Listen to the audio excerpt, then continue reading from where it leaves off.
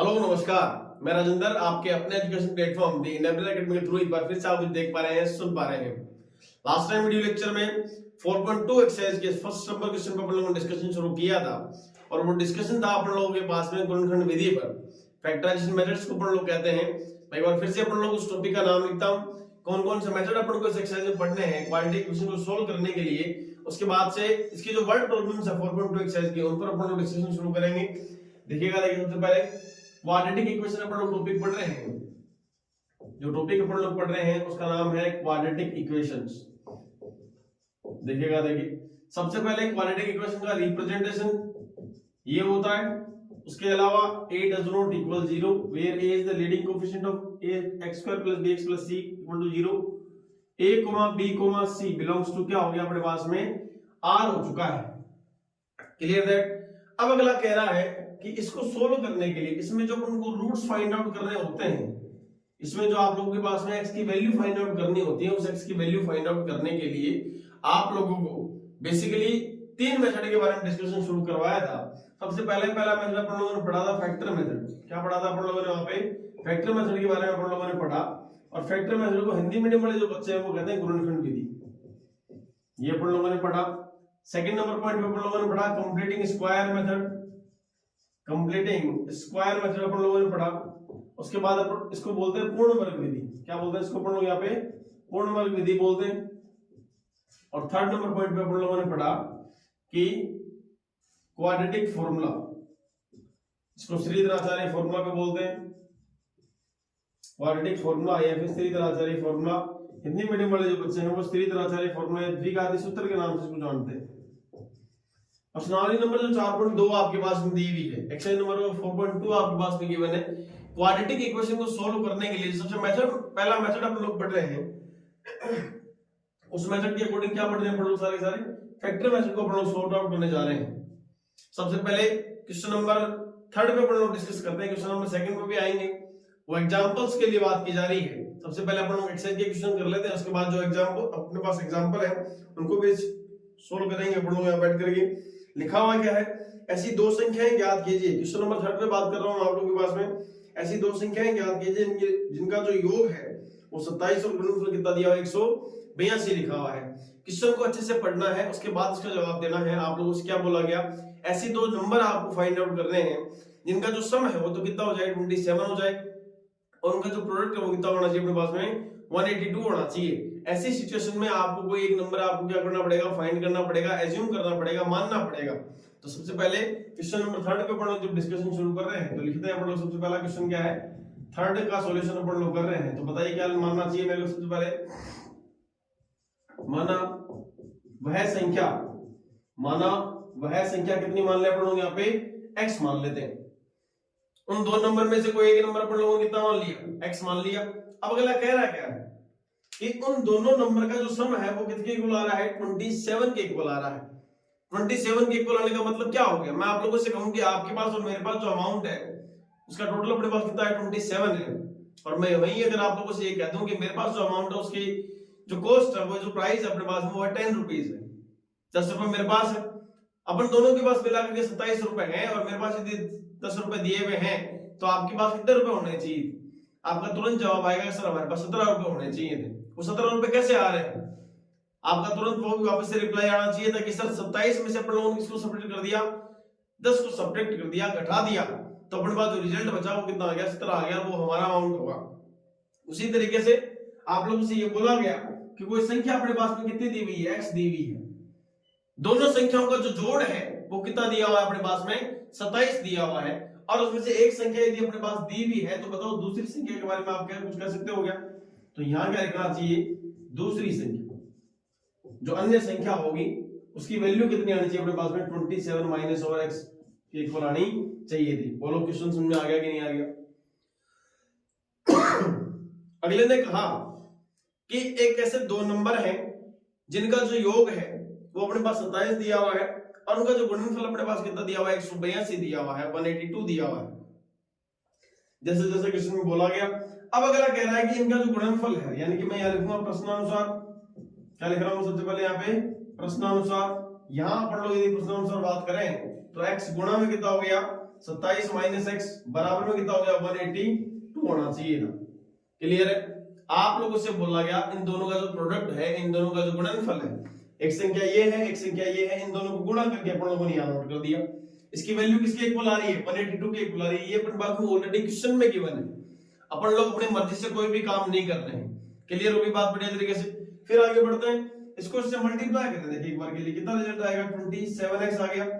इसको इससे मल्टीप्लाई करें माइनस का x स्क्वायर आएगा, यहाँ कितना हो गया 182 होना चाहिए। अब आप लोग कहते हैं कि सर ये क्वाड्रेटिक इक्वेशन जैसा बनना चाहिए था। सबसे पहला काम ये अपन लोगों ने यही किया था कि कोई भी जो एक्सप्रेशन होगा उसको आइडेंटिफाई करके बताना कि क्वाड्रेटिक इक्वेशन होगा या नहीं होगा। क्वाड्रेटिक इक्वेशन होने या नहीं होने की जो जानकारी अपने पास देता है, जो इन्फॉर्मेशन अपने को देता है, वो इसका स्टैंडर्ड रिप्रेजेंटेशन देता है, जिसके according x to the power 2 plus bx plus c equal to 0 होना चाहिए था। अब जो अपने पास में गिवन है उसी को अपन लोग क्वाड्रेटिक में कन्वर्ट करने का प्रयास करें, तो यहाँ जो एक्सप्रेशन लिखा हुआ है, क्या मैं इसको इस तरीके से नोट कर सकता हूँ इसका ट्रांसफर करने के बाद में कि x to the power 2 minus का 27x प्लस का 182 इक्वल टू क्या हो गया अपने पास में 0 हो गया। चेक कर लो सभी लोग अपने पास में, ये नेगेटिव टर्म थी अपने पास में, जैसे इसका पक्षांतरण किया, जैसे इसको ट्रांसफर किया, तो इसका रिजल्ट अपने पास कैसा आ गया? पॉजिटिव आ गया। 27x जो था अपने पास में ये पॉजिटिव है, इसका ट्रांसफर करेंगे, इसका पक्षांतरण करेंगे तो वैल्यू कैसे आएगी? नेगेटिव आएगी। प्लस 182 इक्वल टू क्या लिखा हुआ है? 0 लिखा हुआ है। इसके आगे की प्रोसेस जो है वो कौन से मेथड के अकॉर्डिंग सोल्व करते हैं? फैक्टर मेथड के अकॉर्डिंग सोल्व करते हैं। और फैक्टर मेथड आपको क्या कहता है? गुणनफल विधि क्या कहती है कि लास्ट में जो नंबर लिखा 182 को x टू द पावर 2 से मल्टीप्लाई करते हैं। मैं एक बार फिर से नोट कर देता हूं, देखना चाहिए। मल्टीप्लाई करने पर अपने पास रिजल्ट कितना आना चाहिए? चेक करो अपने पास में, इस 182 को x टू द पावर 2 से मल्टीप्लाई करें तो अब रिजल्ट आना चाहिए था 182 x टू द पावर 2, और मिड वैल्यू जो अपने पास में गिवन है, यानी कि इसकी जो मध्य पद इसका लिखा हुआ है वो अपने पास कितना लिखा हुआ? माइनस का 27x लिखा हुआ है। आप लोगों से ये पूछा जा रहा है कि ऐसे दो नंबर अपन को सेलेक्ट करके बताने हैं, ऐसे दो नंबर अपन को ब्रेक करके बताने, 27 के जो अपने पास नंबर लिखा हुआ है इसको ऐसे दो नंबर में ब्रेक करना है, ताकि मल्टीप्लाई करने पर तो कितना आ जाए? 182 आ जाए, और एडिशन और सब्ट्रैक्शन करने पर कितना आ जाए? माइनस का 27x आना चाहिए था। आप लोग मेरे को बात कहोगे कि सर अपने पास जो रिजल्ट है मल्टीप्लिकेशन करने पर रिजल्ट आ रहा है अपने पास पॉजिटिव, और यहाँ पर जो रिजल्ट आ रहा है वो कैसा आ रहा है? नेगेटिव आ रहा है। और दो नंबर को मल्टीप्लाई करने पर जो उनका रिजल्ट पॉजिटिव आता है वो कब कब आ सकता है? ये कभी तभी पॉसिबल हो पाएगा जब यहाँ तो दोनों नंबर कैसे हो जाए? पॉजिटिव हो जाए, या दोनों नंबर कैसे हो जाए? नेगेटिव हो जाए। दोनों नंबर पॉजिटिव अपन लोग कंसीडर कर नहीं सकते। क्यों नहीं कर सकते? क्योंकि यहाँ पर जो इसकी मिडिल वैल्यू अपने पास गिवन है वो कैसी गिवन है अपने पास में? माइनस की वैल्यू गिवन है। Clear that? तो इनके जो फैक्टर होंगे अपने पास में वो आप लोगों को बहुत अच्छी तरह से पता लग गए होंगे। ऐसे क्वेश्चन आप लोग करके भी आ चुके हैं। माइनस का 13 और माइनस का 14, ये वो दो नंबर ऐसे हैं जिनको ऐड करेंगे तो माइनस का 27 आएगा, और अपने पास मल्टीप्लाई करेंगे तो कितना आएगा? 182 आना चाहिए था। आई होप ये बात आपके दिमाग में बहुत अच्छे से क्लियर हो रही हुई। जैसे जैसे क्वेश्चन बोलता जा रहा है वैसे वैसे अपन लोग आगे बढ़ते जा रहे हैं। आगे सोल्व करते हैं, देखिएगा क्या लिखा हुआ है। देखो क्या लिखेंगे इसके लिए? x to the power 2 minus का 13x माइनस और 14x प्लस 182 इक्वल टू भी क्या हो गया अपने पास में? 0। एक ग्रुप ये है, एक ग्रुप ये है, दो ग्रुप बन गए। आगे देखो इसमें से कॉमन क्या आएगा? इसमें से कॉमन आएगा अपने पास में x, यहां से जैसे x कॉमन आता है दोनों रिमेनिंग कितना रहेगा? x माइनस 13, यहां से माइनस, मैंने आप लोगों से वहां पर भी कहा था जैसे पहले क्वेश्चन किए थे उसमें भी मैं कहता था कि सर ये माइनस का सिंबल कॉमन आएगा, चाहे आप पॉजिटिव है तो पॉजिटिव कॉमन निकालोगे, माइनस है तो माइनस कॉमन निकालोगे। बात समझ आ गई? फिर अपन लोग आगे बढ़ते हैं तो यहाँ 14 कॉमन निकाल लो, अंदर कितना रिमेनिंग रह गया? x minus 13 equals to 0। ये दोनों ब्रैकेट सेम है, और दोनों ब्रैकेट सेम होने का मीनिंग क्या हो गया कि x माइनस 13 और यहाँ हो गया x minus 14 equal to 0। Clear है? ये प्रोसेस आप लोग बहुत पहले फॉलो करके आ चुके हो। क्वाड्रेटिक पॉलिनोमियल में भी आप लोगों ने बात पढ़ी थी, और क्वाड्रेटिक इक्वेशन के जो 4.2 के फर्स्ट क्वेश्चन में अपन जब डिस्कशन शुरू किया था वहां पर भी आपको ऐसी बातें बताई जा चुकी हैं। सेम पोर्शन आप लोगों ने यहाँ लिखा, तो बताइए x माइनस 13 इक्वल्स टू 0 होगा, अदरवाइज क्या होना चाहिए था? x माइनस 14 इक्वल्स टू क्या होगा? 0 होगा। x इक्वल टू भी यहाँ से वैल्यू दे रहा है 13, और यहाँ से वैल्यू क्या आ गई अपने पास में? 14 आ गई। तो आप लोगों को यहाँ पे देखो, ये तो दोनों वैल्यू पॉजिटिव है, ये दोनों वैल्यू कैसी है? पॉजिटिव है। तो दोनों वैल्यू को क्या करेंगे अपन लोग यहाँ पे कंसीडर करने वाले हैं, मानने वाले हैं। तो अपन को लिखना क्या था बोर्ड एग्जाम के अकॉर्डिंग? आप लोगों से x और इस x इक्वल टू 13 और x इक्वल टू 14 होना पूछा गया था। आप लोगों से तो वो संख्या पूछी गई, तो यहाँ क्या लिखेंगे? अर्थात अतः वह संख्या क्या हो जाएगी अपने पास में? x इक्वल टू भी हो गया 13, और अपने पास में दूसरा क्या हो जाएगा? वह दूसरी संख्या अपने पास में कितनी आ जाएगी अपने लोगों के पास में? x इक्वल टू कितना हो जाएगा? 14 आना चाहिए था। आई होप ये बात आपकी बहुत अच्छे से दिमाग में क्लियर हो गई। जैसे जैसे क्वेश्चन में बोला गया वैसे वैसे अपन लोग आगे बढ़े। अगले ने कहा कि दो संख्याओं का योग जो है वो 27 दिया हुआ है, तो अपन लोगों ने एक संख्या को x मान लिया, दूसरी जो संख्या आएगी उसमें से घटाने पर आएगी। कुछ बच्चे x में से घटा देते हैं तो वैल्यू नेगेटिव आ जाती है, ध्यान रखना इस चीज को लेकर के। जो बड़ा नंबर अपने पास गिवन है उसी में से x को सब्ट्रैक्ट करोगे तभी जाकर के अपन को कौन मिलने वाला है, सेकंड नंबर जो अपने पास होना चाहिए था, दूसरी जो संख्या अपने पास होनी चाहिए थी उसकी वैल्यू अपन को मिलने वाली है। बात क्लियर हो गई। आगे नेक्स्ट क्वेश्चन की ओर आगे बढ़ते हैं। तो ये लास्ट में मैं एक बात और कह रहा हूं, आप लोगों से x की वैल्यू नहीं पूछ ली, आप लोगों से वह संख्या पूछ गई है, तो वह संख्या x पर भी 13 हो जाएगी। और सेकंड नंबर जो x की वैल्यू आप इसे पुट करोगे 27 माइनस 13 करोगे तो यहाँ जो रिजल्ट आएगा 14 आएगा, है कि नहीं। और इस क्वेश्चन के अकॉर्डिंग दोनों वैल्यू पॉजिटिव है तो कहीं किसी प्रकार की कोई दिक्कत आने वाली नहीं है। आई होप ये क्वेश्चन आपको बहुत अच्छे समझ में आया है। नेक्स्ट क्वेश्चन की ओर आगे बढ़ते हैं। क्वेश्चन नंबर 4 लिखा हुआ क्या है, दो क्रमागत धनात्मक पूर्णांकों के वर्गों का योग कितना दिया हुआ है, 365 दिया हुआ है। क्या लिखा हुआ है, दो क्रमागत धनात्मक पूर्णांकों के जो वर्गों का योग दिया हुआ है वो 365 दिया हुआ है। इंग्लिश मीडियम वाले बच्चों के अकॉर्डिंग यदि बात करें तो अपन लोगों के पास में क्या लिखा हुआ है, सेकंड नंबर क्वेश्चन पे यदि बात करें तो यहाँ जो लिखा हुआ है, एक मिनट क्वेश्चन कहां गए इसके, ये अपने पास में जो लिखा हुआ है, find the two consecutive positive integers sum of whose square is 365।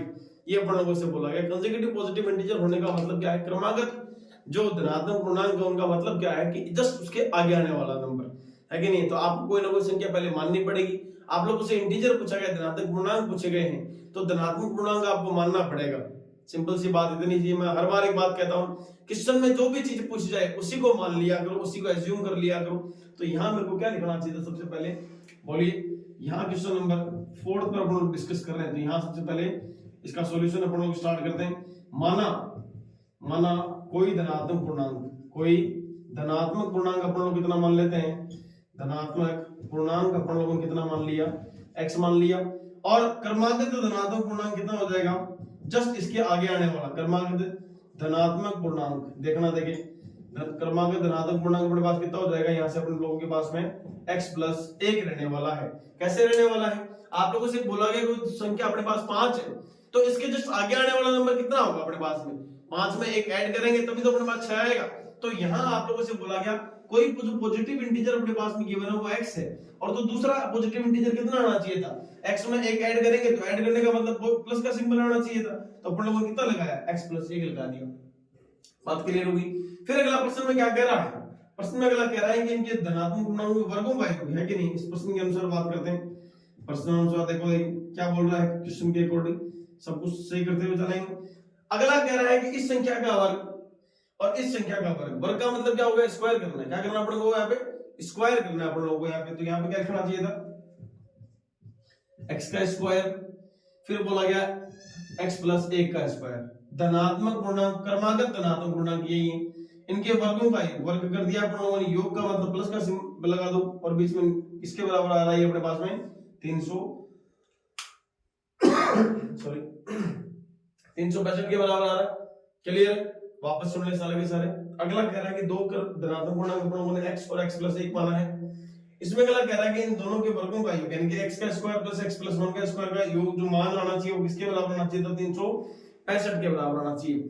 सबसे पहला काम, ये एक्सप्रेशन अपने पास दिया हुआ है, ये जो एक्सप्रेशन अपने पास है इसी एक्सप्रेशन को आपको क्वाड्रेटिक इक्वेशन में कन्वर्ट करेंगे। तो सोल्व करना शुरू करें क्वाड्रेटिक इक्वेशन के लिए। आपको पता है कि सर ये a plus B to the whole power 2 जैसा दिखाई दे रहा है, और आपको पता भी होना चाहिए कि sir a plus B to the whole power 2 actually में होता क्या है, a प्लस b का स्क्वायर क्या होता है, a square plus b square plus में क्या होता है 2ab होता है। ध्यान देना इस चीज को लेकर के। यहाँ से इसमें तो किसी प्रकार की कोई आइडेंटिटी अप्लाई हो नहीं रही, तो मैं इसको एज इट इज जैसा कैसे नोट कर देता हूं, x to the power 2 plus में यहाँ आगे क्या रिमेन रहेगा, a प्लस b का होल स्क्वायर। यहाँ लिखा हुआ है x to the power 2 plus में 1 प्लस में कितना हो गया अपने पास में 2x इक्वल क्या हो गया 365 रिमेनिंग रह गया। और आप लोग कहते हो कि सर यहाँ से जो रिजल्ट आएगा वो 2x to the power 2 plus में 2x और यहाँ क्या हो गया अपने पास 1 माइनस का 365 इक्वल टू भी क्या हो गया 0 हो रहा है। देखना, देखिए वापस सुन लो सारे के सारे सामने की। ये जो x स्क्वायर था इसमें किसी भी तरीके की कोई आइडेंटिटी अप्लाई नहीं हुई, स्क्वायर था केवल सिंगल टर्म अपने पास है, मोनोमियल अपने पास में गिवन है, आइडेंटिटी स्क्वायर नोट कर दिया। a प्लस b के होल स्क्वायर को एक्सपेंड किया तो मेरे पास ये वाला रिजल्ट आया। और इक्वल टू कितना चल रहा है अपने पास में 365 के इक्वल चल रहा है। जैसे ही मैं आगे बढ़ा तो अपने पास में रिजल्ट क्या मिलेगा, x to the power 2 plus x to the power 2 दो ऐसे टर्म है, इन दोनों को ऐड करने पर 2x स्क्वायर मिल गया। यहाँ पे 2x ऑलरेडी गिवन था प्लस 1 और माइनस 365 का इधर ट्रांसफर किया तो इक्वल टू क्या आ गया, 0 आ गया। इक्वल टू 0 क्यों लाना पड़ रहा है, क्योंकि आप लोगों को पता है कि सर इसके स्टैंडर्ड फॉर्म के अंदर एक पार्ट जो होता है वो कैसा होता है अपने पास में 0 के इक्वल होता है, और जैसे ही 0 के इक्वल होगा इसका मीनिंग हो गया कि अपन लोगों ने इसको किसमें कन्वर्ट कर दिया, क्वाड्रेटिक इक्वेशन में कन्वर्ट करके बता दिया है। थोड़ा सा आगे की ओर बढ़े तो अब अपने पास जो ये एक्सप्रेशन है कंप्लीट इक्वेशन में मैं 2 से डिवाइड करूंगा, उससे पहले मैं थोड़ा सा और आगे बढ़ता हूं। यहाँ जो क्वेश्चन लिखा हुआ था उसके अकॉर्डिंग ये था कि 2x to the power 2 plus में कितना हो गया अपने पास में 2x हो गया, माइनस का 364 इक्वल टू भी 0। आप लोग हमेशा एक काम करें, कोई भी जो क्वाड्रेटिक इक्वेशन है कंप्लीट इक्वेशन यदि किसी एक सेम डिजिट से, किसी सेम नंबर से, किसी फिक्स नंबर से यदि डिवाइड हो रही है तो उसको आप डिवाइड कर लिया करें। डिवाइड करने से होगा क्या कि उस नंबर के जो इक्वेशन के जो कोएफिशिएंट्स होंगे वो थोड़े छोटे बन जाएंगे, उनकी वैल्यू जो थोड़ी कम हो जाएगी, और कम हो जाएगी इसका मतलब वहां से कैलकुलेशन थोड़ा सा आसान होगी। क्या लिखना चाहिए अपन लोगों के पास में, समीकरण में क्या लिखूंगा यहाँ पे, समीकरण में मैं 2 का भाग देने पर, 2 का भाग दे रहे हैं, देखो देखिए कि नहीं, भाग देने पर जैसे 2 का भाग दूंगा तो रिजल्ट मेरे पास कितना निकल के आएगा, रिजल्ट जो निकल के आएगा वो आएगा x to the power 2 plus में x माइनस का कितना हो गया 182 आना चाहिए था अपने पास में, 182 इक्वल टू कितना हो गया अपने पास में 0 आ गया। अब आप लोग मेरे को जल्दी जल्दी एक बात कहते हो कि सर अपने पास जो आप लोगों ने वैल्यू ये नोट की है, इस वैल्यू के अकॉर्डिंग जो अपने पास में ये फैक्टर मेथड जो बात करता है, जो गुणनखंड विधि जो अपने पास बात करती है उसके अकॉर्डिंग ये है कि हम इसको इससे मल्टीप्लाई करें, और मल्टीप्लाई करने पर अपने पास रिजल्ट कितना आना चाहिए था, वापस से सेम क्वेश्चन है जैसा पहला वाला किया था, लेकिन यहाँ जो रिजल्ट आना चाहिए माइनस का 182 x टू दी पावर 2 आना चाहिए था, और मिड वैल्यू जो गिवन है इसके लिए अपने लोगों के पास वो कितनी गिवन है अपने पास में, ओनली फॉर x गिवन है। आप लोगों से बोला गया कि सर दो संख्या को गुणा करें, गुणा करने पर रिजल्ट माइनस का 182 यानी minus 182 x to the power 2 आना चाहिए था, और मिड वैल्यू जो गिवन है, और मिड वैल्यू का जो सिंबल अपने पास में गिवन है वो कैसा है, पॉजिटिव सिंबल गिवन है। आपको पता होगा कि दो नंबर का जो मल्टीप्लिकेशन है वो नेगेटिव में कब आ सकता है, it is only possible when एक नंबर पॉजिटिव हो जाए और एक नंबर कैसा हो जाए अपने पास में नेगेटिव हो जाए। यानी कि आप लोगों को एक बात तो श्योर हो गई दिमाग में बहुत बढ़िया तरीके से कि सर एक नंबर तो पॉजिटिव रहेगा और एक नंबर अपने पास में क्या रहेगा, नेगेटिव रहेगा। अभी थोड़ी देर पहले अपन लोगों ने क्वेश्चन किया जिसमें ये बताया कि सर 13 और 14 को मल्टीप्लाई करने पर कितना आता है, 182 आता है। क्लियर? अभी अभी अपन लोगों ने क्वेश्चन किया था कि 13 और 14 को मल्टीप्लाई करने पर कितना आता है, 182 आता है। अब जो 182 आ रहा है, अब 182 नेगेटिव आ रहा है, और आप लोगों को यहाँ पर मिड वैल्यू कैसी गिवन है अपने पास में, पॉजिटिव गिवन है। दैट मींस आप लोगों के पास में जो बड़ा नंबर होने वाला है उस बड़े नंबर को आप लोग यहाँ पे क्या लोगे, पॉजिटिव कंसीडर करोगे, और जो छोटा नंबर अपने पास 13 है उसको कैसे कंसीडर करोगे, अपने पास में नेगेटिव कंसीडर करोगे। तो अपने पास जो रिजल्ट आना चाहिए था उसके अकॉर्डिंग ये है x टू दी पावर 2 यानी कि अपने पास 14 over x minus over 13 x minus 182 equal to क्या हो गया, 0। एक पेयर ये बन गया, एक पेयर ये बन गया। चेक कर लो, 14 ओवर x माइनस 13x का जो रिजल्ट आएगा वो x आएगा, इन दोनों को मल्टीप्लाई करेंगे तो माइनस का 182 आ रहा है अपने पास में। सबसे पहले ग्रुप में अपने पास में यहाँ से कॉमन क्या आने वाला है, कॉमन आएगा x प्लस 14। अगेन यहाँ से माइनस का सिंबल कॉमन आएगा, मैं हमेशा बार बार कह रहा हूँ यहाँ जो सिंबल है उसी को कॉमन निकालना है, और आप लोगों को पता है माइनस का 13 अगर कॉमन आता है तो अंदर वाले चिन्ह को क्या करेगा, चेंज करेगा।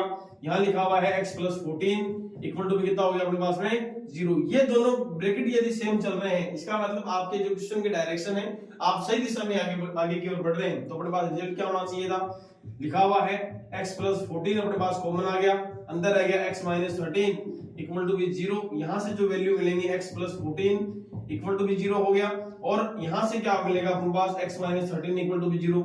यहाँ से जो वैल्यू मिलेगी x इक्वल टू भी 13 और x इक्वल टू भी यहाँ से मिलेगा अपन लोगों को माइनस का 14। x इक्वल माइनस जो 14 है वो कंसीडरेबल नहीं है भाई अपने पास में।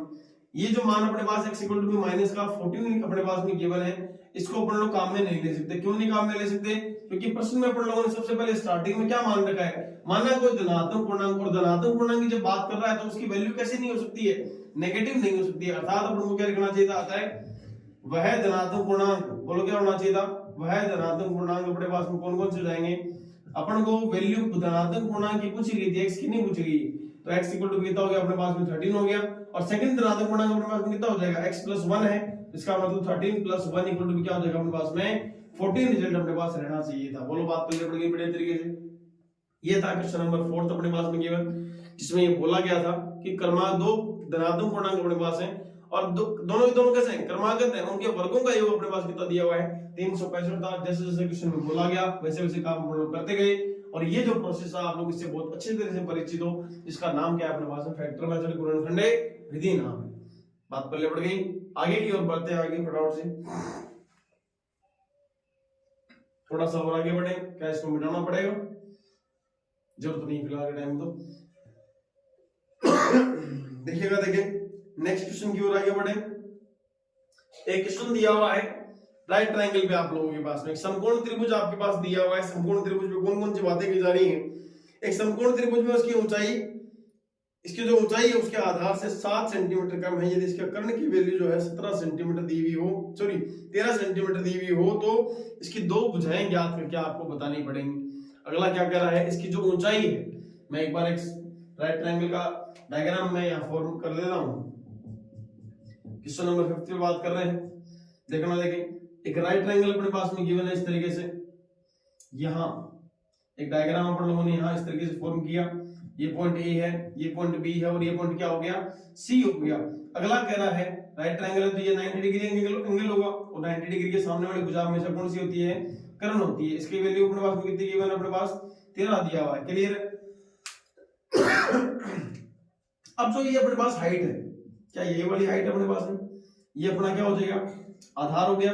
अगला कह रहा है कि इसकी जो ऊंचाई है वो इसके आधार से कितनी कम है, 7 कम है, है कि नहीं। इसकी जो ऊंचाई है वो इसके आधार से कितनी कम है, 7 कम दी हुई है। यानी कि आप लोगों को सबसे पहले क्या मानना पड़ेगा, आपको उन दोनों भुजाओं के बारे में पूछा गया है तो सबसे पहला जो काम अपन को करना चाहिए था वो यही है, माना। क्या लिखना चाहिए सबसे पहले यहाँ पे अपन को, माना समकोण त्रिभुज का आधार, समकोण त्रिभुज का आधार मान लेना चाहिए अपन लोगों को सबसे पहले। समकोण त्रिभुज का आधार बराबर कितना हो जाएगा अपने पास में, x मान लेते हैं भाई। समकोण त्रिभुज का आधार अपन लोगों ने x मान लिया। अब इसकी ऊंचाई पे डिस्कशन करते हैं। ऊंचाई का मान आधार से कितना कम दिया हुआ है, 7 कम दिया हुआ है। और 7 कम देने का मतलब क्या हो गया कि यहां से जो रिजल्ट निकल के आएगा, मैंने आप लोगों से पहले वापस से पूछ रहा हूं, देखो देखिए आधार का मान आप लोगों ने माना है, आधार का मान यदि आ गया तो क्या बताओ आप इसकी ऊंचाई की वैल्यू बता सकते हो क्या। क्योंकि प्रश्न में अगला कह रहा क्या है कि सर अपने पास जो ऊंचाई का जो मान है वो इसके आधार से कितना कम दिया हुआ है, 7 कम दिया हुआ है। और 7 कम होने का मतलब क्या हो गया, यहां से इसको सब्ट्रैक्ट करना पड़ेगा, हाँ या ना। तो बताओ इसके लिए ऊंचाई का मान कितना हो गया, समकोण त्रिभुज की ऊंचाई का मान कितना लिख सकते हैं हम लोग यहाँ प्रश्न अनुसार। ऊंचाई बराबर हो गया अपने पास में x माइनस का कितना, 7 सेंटीमीटर। जो भी अपने पास दिया हुआ है 13 सेंटीमीटर दिया, 13 सेंटीमीटर मान लेंगे, है कि नहीं। अब आपको पता लगे सर ये कंप्लीट का कंप्लीट क्या है, समकोण त्रिभुज है। और समकोण त्रिभुज जो होता है पाइथागोरस सूत्र का अनुपालन करता है। आपको पता है बहुत अच्छे तरीके से कि समकोण त्रिभुज जो अपने पास होता है वो अपने पास किसको फॉलो करता है, कंप्लीटली पाइथागोरस सूत्र की अनुपालना करता है। और पाइथागोरस फॉर्मूला क्या होता है अपने पास, क्या लिख रहे हैं हम लोग पाइथागोरस फॉर्मूले के लिए कि सर जो पाइथागोरस फॉर्मूला होता है उसकी जो वैल्यू होती है वो उसकी किसके इक्वल होती है कि सर कर्ण स्क्वायर बराबर क्या होता है, आधार स्क्वायर प्लस में क्या होता है, लंब स्क्वायर होता है अपने पास में। आप लोगों के पास में कर्ण का मतलब क्या हो गया अपने पास में, हाइपोटेन्यूस। इंग्लिश मीडियम वाले बच्चे इसको बोलते हैं h स्क्वायर इक्वल टू क्या हो गया, d स्क्वायर प्लस में p स्क्वायर बोलते हैं। इसी को पाइथागोरस फॉर्मूला बोल रहे हैं हम लोग सारे के सारे। इसके अकॉर्डिंग यदि बात की जाए तो इसमें जो कर्ण है उसका नोटेशन अपने पास में क्या गिवन है, इसके जो मान अपने पास क्या लिखा हुआ है, AC स्क्वायर। अपने पास में क्या हो गया, अपने पास आधार का मान AB स्क्वायर हो गया, प्लस में क्या हो जाएगा अपने पास BC स्क्वायर। अपने पास यहाँ पे कितना नोट कर दिया अपन लोगों ने, BC स्क्वायर नोट कर दिया। AC की वैल्यू अपने पास कितनी गिवन है चेक कर लो अपने सारे सारे। AC अपन लोगों ने कितना एज्यूम कर रखा है, सॉरी एज्यूम नहीं, अपने पास क्वेश्चन में गिवन है 13 का स्क्वायर लिखा हुआ है। अपने पास में आधार का मान कितना है, x का स्क्वायर प्लस में यहाँ कितना होगा अपने पास में x minus 7 to the whole power 2। ये अपने पास में गिवन है कि आधार से कितनी कम है, 7 सेंटीमीटर कम है। तो इसको अपन लोग एक्सपेंड करें। अब आपको पता होना चाहिए a minus b to the whole power 2 क्या होता है। मैं एक बार उस आइडेंटिटी को फिर से नोट कर रहा हूं, देखना देखिए a minus b to the whole power 2 equal क्या होता है, a square plus b square minus का कितना हो गया अपने पास में 2ab होता है। इसको मैं यहाँ यूज कर रहा हूँ, इसको एक्सपेंड करूंगा तो रिजल्ट कितना आएगा, 13 का स्क्वायर कितना होगा अपने पास में, नॉर्मली 169 आ गया equal x to the power 2 as it is रहेगा। इसको यदि मैं एक्सपेंड करूंगा तो रिजल्ट कितना मिलेगा, x स्क्वायर प्लस में 7 का स्क्वायर यानी कि 49 माइनस और यहाँ कितना रिमेन रहेगा अपने पास में 2ab यानी कि माइनस का 14 ओवर अपने पास में कितना रहना चाहिए x रहना चाहिए था। ये आप लोगों ने क्या किया, इसको एक्सपेंड कर दिया यहाँ से। अब आप लोगों से जैसा पूछा जा रहा है वैसे वैसे करते जाएं। 169 अपनी जगह पे एज इट इज। मैं एक बार फिर से इसको थोड़ा सा रीअरेंज करूं। 2x to the power 2 minus का कितना 14 ओवर x प्लस में कितना हो गया 49 हो गया अपने पास में। आप लोगों को पता है इस तरह कोई भी जो क्वाड्रेटिक इक्वेशन होती है उसके 1% में क्या रहना चाहिए था, 0 रहना चाहिए था। और 1% में 0 कब आएगा अपने पास में, जब 169 जो है इसका ट्रांसफर करके अगर इसका पक्षांतर करके अपन लोग इस साइड लेकर जाएंगे तो ले आते हैं फटाफट से। रिजल्ट कितना रिमेन रहेगा 2x to the power 2 minus का 14x और यहाँ क्या हो गया 49 माइनस का 169 इक्वल टू क्या हो गया 0 हो गया। यहां से आगे बढ़े तो उनको पता लगा sir 2x to the power 2 as it is रहेगा, माइनस का 14x भी अपने पास एज इट इज है। इन दोनों को यदि आप सॉर्ट आउट करोगे तो यहाँ पे आएगा माइनस का 120 इक्वल टू 0 है कि नहीं भाई, यहाँ पे माइनस 120 आ गया। अब आप लोगों से देखो कंप्लीट इक्वेशन में 2 से डिवाइड हो रहा है और 2 से डिवाइड हो रहा है इसका मतलब रिजल्ट क्या लिखना चाहिए था x to the power 2 minus का 7x और यहाँ क्या हो गया माइनस का 60 इक्वल टू कितना हो गया 0 हो गया। आई होप ये बात आपके बहुत अच्छे से क्लियर हो गई दिमाग में। मैंने क्या किया, जैसा काम मैं आपको यहाँ कह रहा था कि अगर किसी भी कंप्लीट इक्वेशन में यदि 2 से डिवाइड हो रहा है किसी नंबर से डिवाइड हो रहा है तो उसको डिवाइड कर लिया करें ताकि इसके जो कोफिशिएंट है वो थोड़े छोटे बन जाए और छोटे कोफिशिएंट में आप लोगों को कैलकुलेशन करने में बहुत ज्यादा आसानी होती है। Clear that. आगे बढ़ते हैं। आप लोगों से बोला गया कि x to the power 2 minus का 7x माइनस का 60 according to the factor method या फिर गुणनखंड विधि के अकॉर्डिंग आप एक बात कहते हो कि सर गुणनफल करने पर कुछ वैल्यू आनी चाहिए अपने पास में, तो मैं साइड में लिख देता हूं अपने पास क्या लिखा हुआ है कि सर मल्टीप्लाई करने पर जो रिजल्ट अपन लोगों को मिलना चाहिए था वो मिलना चाहिए था माइनस का 60x to the power 2 minus का 60x स्क्वायर होना चाहिए था और मिड वैल्यू जो अपने पास में गिवन है उसके अकॉर्डिंग अपने पास रिजल्ट आ रहा है वो माइनस का 7x आ रहा है। ऐसे दो नंबर में आपको ब्रेक करके बताना है सर कि उनको मल्टीप्लाई करें तब तो कितना आ जाए माइनस का 60 आ जाए और एडिशन और सब्ट्रैक्शन करने पर कितना होना चाहिए तो माइनस का 7x अपने पास आना चाहिए था।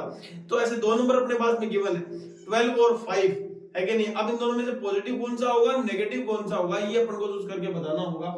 12 और अपने पास में क्या है अपने पास में एक तो वैल्यू अपने पास 12 है और एक अपने पास में क्या है अपने पास में 5 है। इन दोनों वैल्यूज को अपन लोग आइडेंटिफाई कर चुके हैं। अब इनमें से पॉजिटिव कौन सा होगा नेगेटिव कौन सा होगा ये अपने पे डिपेंड करता है।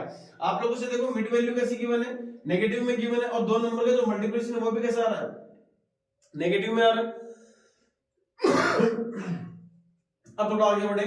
जैसे ये नेगेटिव में आया तो आप लोग सर यहाँ पर जो सिंबल है वो बड़े जो नंबर अपने उसको नेगेटिव कर दे और छोटे नंबर को ऐसा कर दो अपने पास में यहाँ पे पॉजिटिव कर देते हैं तो अपने पास जो रिजल्ट आना चाहिए था उसके अकॉर्डिंग ये है कि sir x to the power 2 अपने पास एज रहेगा। माइनस का कितना आएगा 12x आ गया, देखना देखिए माइनस का 12x हो गया प्लस का 5x हो गया माइनस का 60 इक्वल टू क्या हो गया 0 हो गया। यहां से कंप्लीट देखो देखिए एक ग्रुप ये है दूसरा ग्रुप अपने पास में क्या नजर आ गया और यहां से रिजल्ट मिलेगा कितना, इसमें से कॉमन कितना आ रहा है अपने पास में x कॉमन आ रहा है अंदर क्या मिल गया x 12, यहां से 5 कॉमन आ गया यहां रह गया x में 12 इक्वल टू 0। कॉमन निकाल लो, कॉमन निकालेंगे तो x 12 इक्वल टू 0 और यहां से क्या मिलेगा x प्लस 5 इक्वल टू 0। यहां से जो वैल्यू आएगी माइनस का 5 आएगी और यहां से जो वैल्यू आएगी अपने पास में कितना आने वाला है 12 आने वाला है। -5 जो है x की वैल्यू आई है उसको अपन लोग कंसीडर नहीं करेंगे। क्यों नहीं कंसीडर कर रहे हैं बिकॉज़ x यहां पर अपने पास में क्या अज्यूम कर रखा है अपन लोगों ने x जो है समकोण त्रिभुज के आधार की लंबाई मान रखी है और आपको पता है कि लंबाई है या फिर जो दूरी है उसका मान कभी भी क्या नहीं होता है ऋणात्मक नहीं होता है। अर्थात उसके लिए अपन लोग क्या कह सकते हैं उसके आधार का मान कितना मान सकते हैं बताओ किस समय पे। अर्थात आधार का मान कितना हो जाएगा अपन लोगों के पास में समकोण त्रिभुज का जो आधार होगा उसकी वैल्यू अपन लोग इसके इक्वल नोट कर देंगे x इक्वल टू भी अपने पास कितना हो जाएगा 12 हो जाएगा और इसकी जो हाइट होगी यानी कि जो इसके लंब की वैल्यू होने वाली है वो कितनी हो जाएगी अपने पास में 12 माइनस में 7 कर देंगे तो यहां से रिजल्ट कितना आएगा 5 सेंटीमीटर आने वाला है। आई होप ये क्वेश्चन आपके बहुत अच्छे से दिमाग में क्लियर हो गया। एक समकोण त्रिभुज आपको दिया हुआ है उसके आधार पे बात की जा रही है उसकी ऊंचाई पर बात की जा रही है और इन्हीं सब बातों के मध्य आप लोगों से जैसे ही आप डायग्राम बनाते हो तो आप कहते हो सर ये तो पाइथागोरस फार्मूला को यूज करके अपन लोग सॉल्व कर सकते हैं और पाइथागोरस फार्मूला को यूज किया तो अपन लोगों ने बताया कि पाइथागोरस फार्मूला होता है कर्ण स्क्वायर बराबर आधार स्क्वायर प्लस में लंब स्क्वायर होता है। जैसा कि आप लोगों से बोला गया आधार का जो मान है अपने पास में जो आधार है सॉरी ऊंचाई का जो मान है वो अपने पास में आधार से 7 सेंटीमीटर कम दिया गया तो आप लोगों ने पहले आधार की वैल्यू मान ली फिर आप लोग ऊंचाई की वैल्यू बताते हो सारी वैल्यू इसमें एक्सपुट करते हो। आगे वाली प्रोसेस जो है फैक्टर मेथड के अकॉर्डिंग आप लोगों ने पार्ट इक्वेशन को सोल्व किया और सोल्व करने पर अपन को पता लगा कि सर जो अपने पास आधार का मान आना चाहिए था वो कितना आना चाहिए, अपने पास 12 आना चाहिए था, और ऊंचाई का मान अपने पास कितना आना चाहिए था, 5 आना चाहिए था। बात क्लियर होगी। नेगेटिव वैल्यू को कंसीडर नहीं करने के पीछे का रीजन मैं आपको बता चुका हूं। उसका रीजन क्या है कि नेगेटिव वैल्यू इसलिए कंसीडर नहीं कर रहे क्योंकि जो आप लोगों ने एक्स अज्यूम कर रखा है वो आपके पास में एक तरीके की लेंथ है और एक दूरी, एक तरीके की दूरी है, और दूरी कभी भी क्या नहीं होती, ऋणात्मक नहीं होती है। ध्यान रखें इस चीज को बहुत बढ़िया तरीके से। फिर आगे बढ़ते हैं क्वेश्चन की ओर। क्वेश्चन नंबर 6 पर अपन लोग बात करने जा रहे हैं। एक कुटीर उद्योग, एक कोई छोटा बर्तन विक्रेता है, फिर मान लो कोई किसी छोटा सा कोई बिजनेस चालू कर रखा है, उस बिजनेस के अकॉर्डिंग ये बोला जा रहा है। पहली बात तो थोड़ा सा बोर्ड को अपन क्लियर करें। मैं थोड़ा सा इस जगह को हटाना चाह रहा हूं ऊपर के लिए, ताकि इस जगह पर हम लोग इस क्वेश्चन नंबर 5 को डिस्कस कर लें। क्वेश्चन नंबर 5 के मैं आपको एक इक्वेशन जनरेट करके दे दूंगा और आप लोग उसका सॉल्यूशन करके बता देना। फैक्टर मेथड आपको पता है, फैक्टर किस तरीके से करने होते हैं, ऐसे कौन कौन से मल्टीप्लाई, किससे मल्टीप्लाई करना है, मिडिल वैल्यू कैसी होनी चाहिए, सारी प्रोसेस आप लोगों ने पढ़ रखी है। बस एक क्वेश्चन आपको खुद को करना होगा, इसके लिए देखना। देखिए फिर फटाफट आगे सोल्व करते हैं।